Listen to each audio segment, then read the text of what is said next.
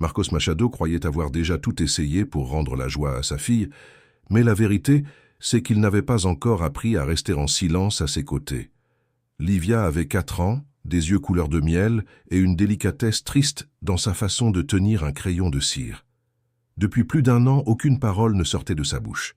Elle écoutait, comprenait, obéissait quand elle le voulait, mais ne répondait à personne, ni à son père, ni aux enseignantes, ni à la thérapeute qui visitait la demeure 2 fois par semaine. La maison d'Alphaville était immense, claire et impeccable, avec de longs couloirs, des salons élégants et de hautes fenêtres, mais elle semblait vivre en retenant son souffle. Tout commença à changer lorsque Elena Souza entra par la porte de service avec un sac simple, un tablier plié et un calme que personne là-bas ne savait offrir. 3 mois plus tard, une caméra de sécurité montrerait quelque chose à 2 heures du matin qui ferait Marcos garer la voiture au milieu de la rue, appuyer son front contre le volant et pleurer sans parvenir à finir de regarder. Ce n'était pas une scène de danger. Ce n'était ni un cri, ni une chute, ni une frayeur. C'était quelque chose de petit, presque invisible, le genre de chose que beaucoup de gens ignoreraient. Mais pour un père qui avait perdu la voix de sa fille dans sa propre maison, cela ressemblait à un miracle filmé par hasard. Avant de continuer, si vous croyez qu'il existe des personnes simples capables de guérir des lieux entiers sans demander d'applaudissements, laissez votre j'aime, abonnez-vous à la chaîne et dites en commentaire depuis quelle ville vous regardez. Peut-être que cette histoire vous rappellera quelqu'un qui est arrivé doucement et a tout changé sans faire de bruit. Ce mardi-là, Marcos arriva à 18h20, encore une fois en retard. Le portail s'ouvrit tout seul, la voiture glissa sur l'allée de pierre claire et il vit la façade illuminée comme si rien n'allait mal. De l'extérieur, la demeure semblait parfaite. À l'intérieur, il le savait, chaque pièce gardait une absence. Clara, la mère de Livia, n'était plus là depuis assez longtemps pour que la maison ait appris à cacher la douleur, mais pas assez longtemps pour que la fillette oublie. Depuis son départ, Livia s'était refermée comme une fleur repliée avant la pluie. Marcos avait engagé des spécialistes, changé la routine, acheté des jouets éducatifs, des livres, des peintures, du matériel sensoriel, mais sa fille continuait à vivre derrière un mur que personne ne traversait. Il ouvrit la porte sans faire de bruit. De la cuisine venait le son de l'eau qui coulait et de la vaisselle rangée. Elena travaillait depuis un peu plus de 3 semaines. Elle était discrète, ponctuelle et différente des autres employés. Elle ne remplissait pas la maison de questions, n'essayait pas de plaire à Vanessa, ne montrait pas de pitié quand elle voyait Livia passer la tête baissée dans le couloir. Elle observait simplement, respectait et restait présente. Marcos monta jusqu'à la chambre de sa fille. La porte était entr'ouverte. Livia était sur le tapis, entourée de feuilles, en train de dessiner une grande maison avec 3 fenêtres. Dans l'une d'elles, il y avait une petite fille. Dans une autre, une grande silhouette à l'extérieur. La 3e fenêtre était vide, mais colorée en jaune. Marcos s'agenouilla près d'elle. « Salut, mon amour. Papa est arrivé. » Livia ne répondit pas. Elle serra le crayon bleu entre ses doigts et traça une autre ligne sur le papier. Marcos respira profondément. Il voulait demander pourquoi la fenêtre vide était jaune. Il voulait dire qu'il était là. Il voulait promettre que le lendemain, il arriverait tôt. Mais trop de promesses étaient déjà devenues des meubles invisibles dans cette maison, des choses qui occupèrent de la place et ne servaient à rien. Alors, il embrassa ses cheveux et sortit, portant la même culpabilité que toujours. Dans le salon, Vanessa Montero parlait au téléphone près de la fenêtre. Elle portait une robe claire, un parfum cher et l'expression tranquille de quelqu'un qui savait paraître généreuse. Quand elle vit Marcos, elle termina l'appel avec un petit sourire. « Elle a passé l'après-midi à dessiner par terre encore une fois, » dit Vanessa. « Je lui ai dit de ranger, mais tu sais comment elle est. » Marcos regarda l'escalier. Elle a rangé. Elena a rangé pour elle. L'employé a de la patience, au moins ça. La phrase fut prononcée comme un compliment, mais il y avait en elle une pointe froide. Vanessa n'avait jamais maltraité Livia de façon évidente. Il n'y avait ni dispute, ni punition sévère, ni scène que quelqu'un aurait pu pointer du doigt. Ce qui existait était plus subtil. Un soupir quand la petite faisait tomber des crayons. Un regard impatient quand elle ne répondait pas. Un beau sourire en public et de la distance à l'intérieur de la maison. Marcos en percevait des morceaux, mais il était trop fatigué pour assembler toute l'image. Dans la cuisine, Elena finissait de nettoyer le plan de travail. À côté du réfrigérateur, Il y avait une pile de dessins alignés avec soin. Marcos le remarqua et s'en étonna. « C'est vous qui avez rangé ?» Elena essuya ses mains sur le torchon. « Oui, monsieur, ils étaient dans sa chambre. J'ai pensé qu'il valait mieux les laisser ensemble. Elle les éparpille souvent. Peut-être qu'elle les éparpille parce qu'elle ne sait pas encore où les mettre, répondit Elena, sans hausser le ton. Marcos resta sans réaction. Ce n'était pas une critique, du moins cela n'en avait pas l'air. C'était seulement une observation simple, dite avec tant de naturel, qu'elle le toucha plus qu'elle n'aurait dû. Il la remercia et alla au bureau. Mais cette phrase l'accompagna toute la nuit. Dans les jours qui suivirent, Livia commença à apparaître là où Elena se trouvait. D'abord, elle s'arrêtait à la porte de la buanderie et observait. Ensuite, elle s'asseyait sur la dernière marche de l'escalier pendant qu'Elena passait la serpillière dans le salon. Elena fredonnait doucement, de vieilles mélodies, sans paroles définies, et Livia semblait suivre chaque note avec les yeux. L'employé n'interrompait jamais. Elle ne disait pas « viens ici », ne demandait pas « tu aimes », ne transformait pas la présence de la petite en spectacle. Elle laissait simplement de l'espace. Un après-midi, Elena trouva Livia assise seule dans la cuisine, avec une feuille blanche devant elle. La petite ne dessinait pas. Elle regardait la table comme si elle attendait la permission d'exister là. Elena prit un vieux reçu, le retourna du côté propre et commença à griffonner un petit oiseau. Elle n'expliqua rien. Elle n'offrit pas le crayon. Elle dessina seulement.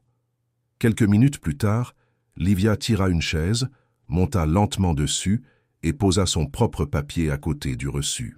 Elles restèrent ensemble presque une demi-heure. Le seul son était celui du crayon qui frottait et de l'horloge accrochée au mur. Quand elle eut terminé, Livia poussa le dessin vers Elena.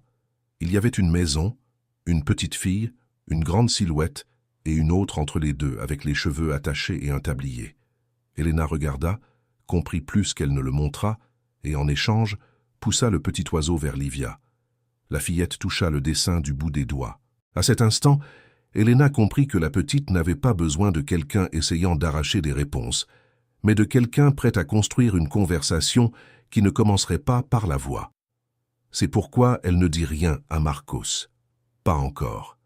Elle savait que les adultes effrayés transforment n'importe quelle avancée en urgence, et l'urgence, pour une enfant comme Livia, pouvait refermer la petite porte qui venait de bouger. La routine naquit sans nom. Après l'école, Elena s'asseyait à la table avec un crayon. Livia apparaissait quelques minutes plus tard, faisant toujours semblant de ne pas être venue pour elle. Elle dessinait des maisons, des arbres, des chats, des tasses, des étoiles. Parfois, Elena se trompait volontairement pour voir si Livia corrigeait avec le regard. Peu à peu, la petite commença à laisser ses papiers dans la cuisine et non plus cachés dans sa chambre. C'était comme si cette pièce, autrefois froide, apprenait à respirer. Et Elena gardait tout avec soin sans poser de questions. À la 5e semaine, quelque chose de petit se produisit. Elena dessinait un gros chat dans le coin de la feuille, avec des moustaches de travers et une queue beaucoup trop longue. Livia suivait chaque mouvement, très sérieuse, comme si elle évaluait une œuvre importante. Alors la fillette pointa la queue, fronça le front et laissa sortir un son si bas qu'il se confondit presque avec le souffle de la climatisation. Grande. Elena sentit son cœur battre contre sa poitrine, mais elle ne leva pas les yeux trop vite. Elle ne sourit pas trop. Elle n'appela personne. Elle avait appris par la vie que certains instants sont comme du verre fin. Si quelqu'un les serre trop fort, ils se brisent. Alors elle regarda simplement le chat, en feignant le naturel. C'est vrai. Elle est vraiment grande. Je vais en faire une plus petite. Livia serra le crayon vert entre ses doigts. Elle resta immobile quelques secondes, attendant peut-être une célébration qui ne vint pas, comprenant peut-être que parler là ne deviendrait pas une tempête. Puis elle continua à dessiner. Plus tard, quand Elena fit un autre chat, Livia murmura de nouveau « bébé ». 2 mots en un après-midi. Pour n'importe qui de l'extérieur, cela aurait semblé peu. Pour Elena, c'était comme voir une fenêtre s'ouvrir après des mois de maison fermée. Pourtant, elle garda le secret. Quand Marcos arriva ce soir-là, il trouva tout normal. La table propre, le dîner servi, Livia dans sa chambre, Vanessa lisant des messages sur le canapé. Personne n'aurait pu imaginer que, quelques heures plus tôt, la petite fille que tous croyaient perdue dans le silence avait laissé échapper 2 petits cailloux de voix. Elena ne raconta rien parce qu'elle voulait protéger le rythme de Livia. Dans les jours suivants, les murmures revinrent. D'abord, c'étaient des noms de couleurs, bleu, rose, vert, puis des objets, maisons, fleurs, poupées, toujours dans la cuisine, toujours près du papier.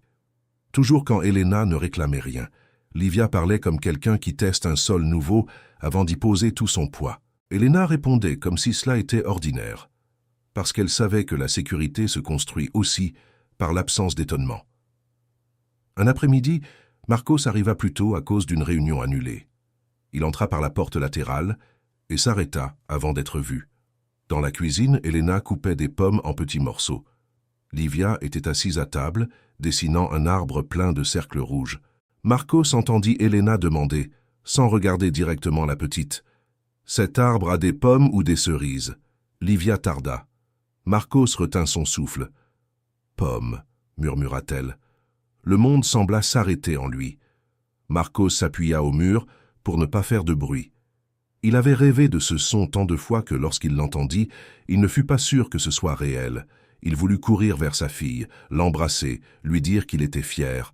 Mais Elena, apercevant son ombre près de la porte, leva discrètement la main derrière son corps, demandant le calme. Marcos comprit. Il resta où il était, avec des larmes silencieuses, pendant que Livia continuait à dessiner comme si elle avait seulement choisi une couleur. Cette nuit-là, il ne réussit pas à travailler. Il s'assit dans son bureau, ouvrit des rapports, ferma des rapports, se leva, marcha, revint. Une partie de lui était heureuse. Une autre était blessée de comprendre que le premier mot n'avait pas été pour lui. Puis il eut honte de cette pensée. Peu importait à qui Livia avait parlé. Ce qui comptait, c'est qu'elle avait parlé. Pourtant, la douleur d'un père mêlée à l'amour est une chose confuse. Marcos comprit qu'il avait peut-être passé tant de temps à essayer de réparer sa fille qu'il avait oublié de la rejoindre là où elle était. Pendant ce temps, Vanessa commença à remarquer la proximité entre Elena et Livia. Elle remarqua les dessins dans la cuisine, la chaise toujours tirée, les crayons de cire éparpillés dans une petite boîte. Elle n'aima pas cela. Non pas parce qu'elle aimait moins l'ordre de la maison, mais parce que ce lien révélait le vide de son propre lien. Un soir, alors qu'Elena ramassait des papiers par terre, Vanessa apparut à la porte.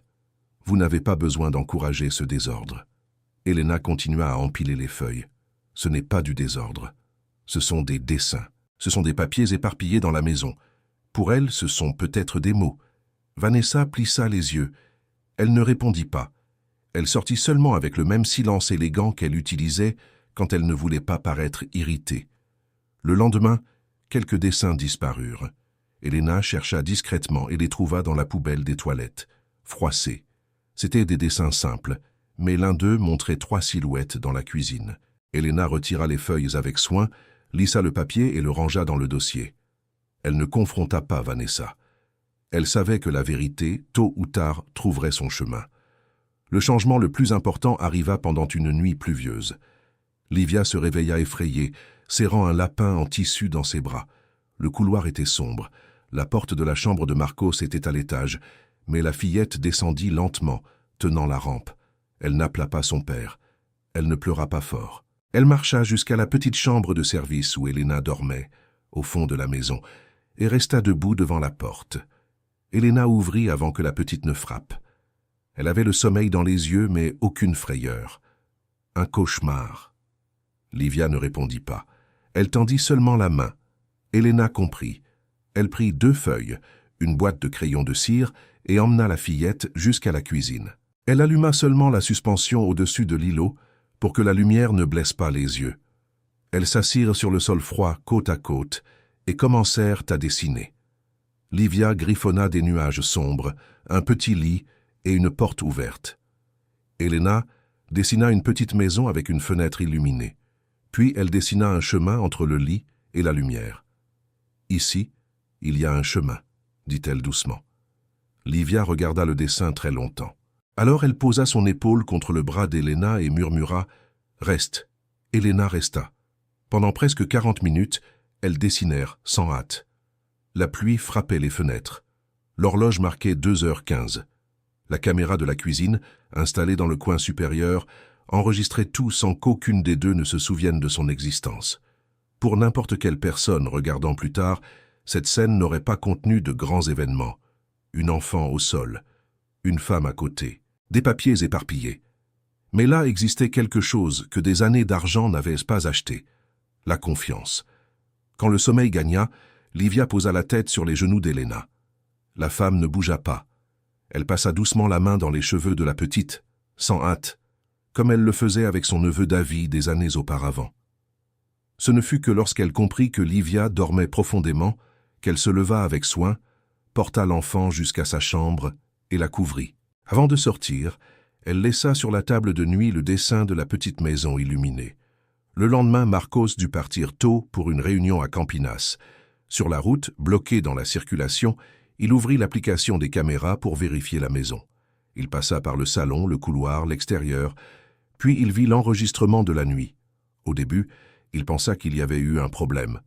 Ensuite, il reconnut Livia entrant dans la cuisine avec Elena. Il augmenta la luminosité de l'écran et cessa de respirer correctement. L'enregistrement continuait en montrant ce qu'il n'avait jamais vu en direct. La patience sans scène, la tendresse sans discours, la façon dont Elena restait entière pendant que Livia s'approchait peu à peu. Marcos regarda sa fille poser la tête sur les genoux d'Elena et sentit quelque chose se briser en lui, non seulement de tristesse, mais de reconnaissance. Il avait donné une maison, du confort, des médecins, des écoles et des jouets. Elena avait donné une présence. Quand la vidéo se termina, Marcos avait déjà dépassé l'entrée de la ville sans s'en rendre compte. Il gara la voiture sur le bas-côté, coupa le moteur et resta à regarder l'écran sombre du téléphone, essayant d'accepter que la réponse avait peut-être toujours été plus simple que sa fortune ne lui permettait de voir avec une clarté aussi douloureuse. Cet après-midi-là, Marcos rentra à la maison avant le déjeuner. Il trouva Elena en train de ranger les crayons de cire et Livia en train de dessiner une porte ouverte. Il s'agenouilla, prit un crayon et demanda s'il pouvait entrer dans ce dessin.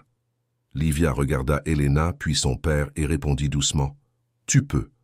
Marcos pleura sans se cacher. Des mois plus tard, la maison ne ressemblait plus à un musée. Vanessa était partie, Elena était restée et Livia parlait quand elle se sentait en sécurité. Dans le cadre du salon, il y avait 3 personnes devant une maison illuminée. En dessous, écrite par la petite elle-même, une phrase simple. « Maintenant, il y a un chemin pour nous 3 tous les jours. »